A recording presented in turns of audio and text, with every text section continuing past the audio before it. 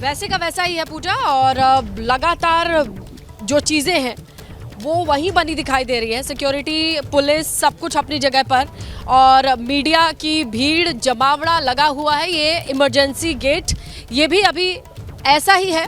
पुलिसकर्मी भी बैठे हैं और अपने आदेश के ही इंतज़ार में हैं। इनकी ड्यूटी है। इस परिसर को देखिए, अस्पताल में भी चीज़ें वही हैं, फोर्सेस है। ये घटनाक्रम है जहां यहाँ पर चीज़ें जस की तस रखी गई हैं, छेड़ना नहीं है, छूना नहीं है। इसकी निगरानी के लिए पुलिसकर्मी तैनात हैं। यही गोली मारी गई थी। यहाँ पर एफएसएल की टीम अपने प्राइमरी एविडेंसेस लेके जा चुकी है।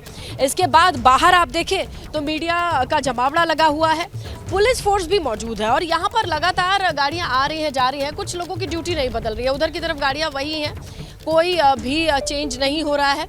लेकिन हाँ, तैनाती है, मुस्तैदी है, और एक अलग तरीके से हर कोई मॉनिटर कर रहा है यहाँ पर चीज़ें। क्योंकि अभी आपने जो बताया दर्शकों की, लखनऊ में भी हलचल तेज़ हो गई है।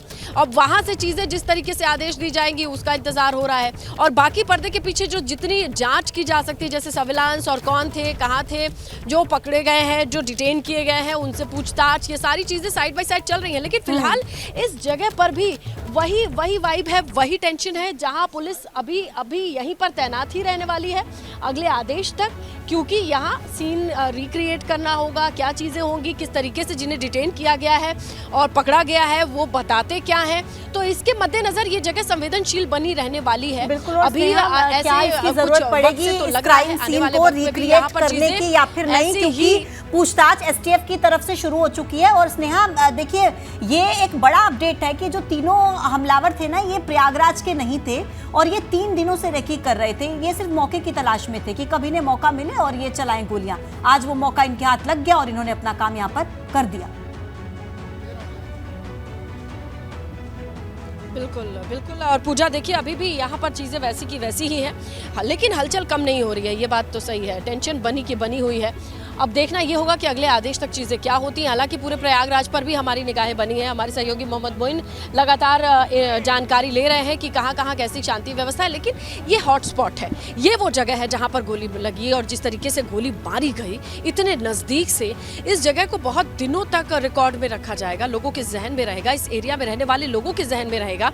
तमाम वो मीडिया कर्मी जो आए थे, जिन्होंने इसे कैप्चर किया था, इस जगह पर देखने के लिए वो मौजूद रहे थे, उनकी आंखों के सामने 14 राउंड फायरिंग हुई थी।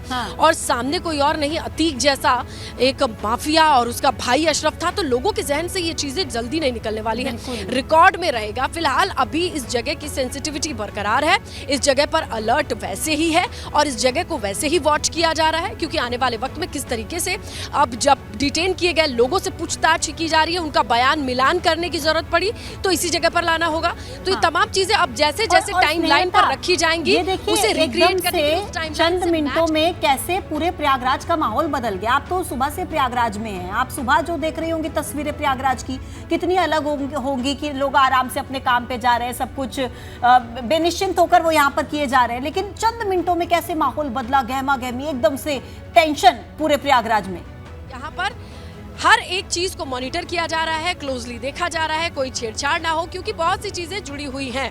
फिलहाल हमारे सहयोगी मोहम्मद मोइन हैं, उनसे जानकारी लेते हैं कि जो लोग यहाँ पर मौजूद थे, कुछ मीडिया कर्मी जो मौजूद थे, मोइन, उनसे आपकी बातचीत हो रही थी, उन्होंने क्या बताया आपको? देखिए, आपको बता दें कि जो जानकारी आई है, जो चश्मदीद मौके पर मौजूद थे, उन्होंने बताया कि जो हमलावर थे वो पुलिस से पहले यहाँ पर मौजूद थे। यानी उनको जानकारी थी कि अतीक और अशरफ को यहाँ पर लाया जाएगा, और जैसे ही कुछ मीडिया के लोगों ने बाइट लेने की कोशिश की, उसके बाद जो है ये तीनों हमलावर सामने आते हैं, ताबड़तोड़ फायरिंग शुरू कर देते हैं। उसके बाद नारेबाजी की जाती है, और इन 3 हमलावरों के बारे में जो पकड़े गए हैं, डिटेन किए गए हैं, इनके बारे में जानकारी ये मिली है कि ये प्रयागराज के रहने वाले नहीं हैं। एक की जो पहचान हुई है कि वो पश्चिमी उत्तर प्रदेश के मुजफ्फरनगर जिले का रहने वाला है, यानी प्रयागराज का नहीं है। यानी सीधे तौर पर अतीक और अशरफ से रंजिश नहीं थी, क्योंकि पश्चिमी उत्तर प्रदेश में अतीक और अशरफ का कोई मुकदमा नहीं चल रहा है। किसी ऐसी वारदात का जिक्र भी नहीं आया कि वहाँ इनके द्वारा कोई वारदात की गई हो या कराई गई हो। ऐसे में साफ तौर पर यह कहा जा सकता है कि ये किसी न किसी के द्वारा भेजे गए थे। कौन लोग थे जिन्होंने इनको भेजा था और क्यों, किस मकसद से वो यहाँ पर आए और मारने के बाद उन्होंने क्यों नारेबाजी की। क्योंकि अब तक जो पुलिस की पड़ताल हुई है, पुलिस की पड़ताल में ये सामने आया है कि ये तीनों हमलावर उसी दिन आ गए थे जिस दिन इन्हें अतीक और अशरफ को सीजीएम कोर्ट में पेश किया गया था। सीजीएम ने 4 दिनों की पुलिस कस्टडी रिमांड में इन्हें सौंपा था, यानी उसी वक्त ये मकसद लेकर के आए थे। और ये भी कहा जा सकता है कि इनके टारगेट पर सीधे तौर पर अतीक और अशरफ थे। इनका जो मकसद था कि वो अतीक और अशरफ दोनों को अंजाम तक पहुंचाना है, ठिकाने लगाना है, यानी उनकी हत्या करनी है। तो धीरे धीरे करके अब जो परतें हैं वो खुलती जा रही हैं। पहले ये शक जताया जा रहा था कि अतीक और अशरफ ने तमाम लोगों को प्रताड़ित किया है, उनकी वजह से तमाम लोग परेशान हुए हैं, मारे गए हैं। तो शायद कोई ऐसा हो सकता है कि जो बदला लेने की नीयत से यहाँ आ सकता है। लेकिन जिस तरीके की जानकारी मिली है कि ये तीनों लोग प्रयागराज के नहीं हैं, बाहर के रहने वाले हैं। और एक के बारे में पुख्ता तौर पर जानकारी मिली है कि वो पश्चिमी उत्तर प्रदेश के मुजफ्फरनगर का रहने वाला है, यानी इनको किसी ने भेजा था और ये कॉन्ट्रैक्ट किलर थे। कॉन्ट्रैक्ट पर इन्होंने सुपारी ली और यहाँ आकर के हत्या की वारदात को अंजाम दिया है।